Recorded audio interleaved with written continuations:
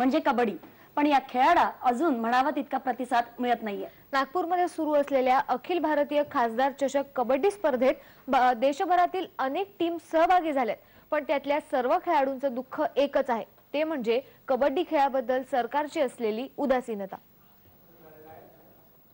नागपुरातील चिटणीस पार्कच्या मैदानावर सुरू असलेली ही अखिल भारतीय कबड्डी स्पर्धा आपल्या टीमला जिंकून देण्यासाठी मुंबईच्या महिला खेळाडू जोरदार प्रयत्न करतायत।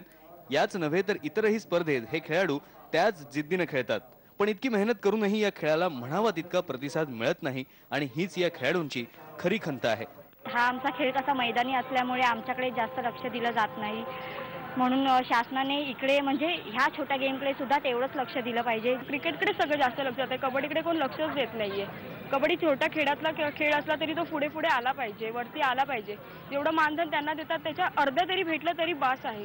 महाराष्ट्राच्या गावागावात हा खेळ पोचलाय। इतकंच नाही तर देशभरातही कबड्डीच्या नामवंत टीम आहेत।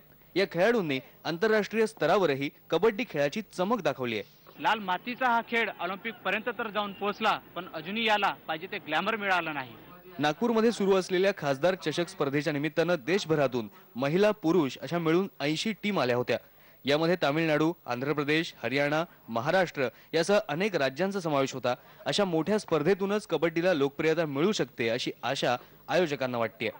आम्ही आता या कबड्डीचा त्याला प्रोत्साहन देण्याच्या निमित्ताने आमचे जे जुने खेळाडू आहे, नवे खेळाडू आहे आणि आमचे मंडळ त्यासाठी होतं, म्हणून आम्ही आता हे याचं आयोजन गेल्या 3 वर्षापासून सातत्याने ऑल इंडिया कबड्डीचं आयोजन करतोय आम्ही।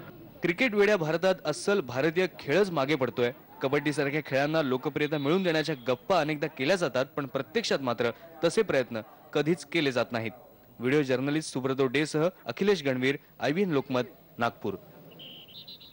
तर हे होतं स्पोर्ट्स टाइम। अचूक बातमी, ठाम मत, पहा फक्त IBN लोकमत।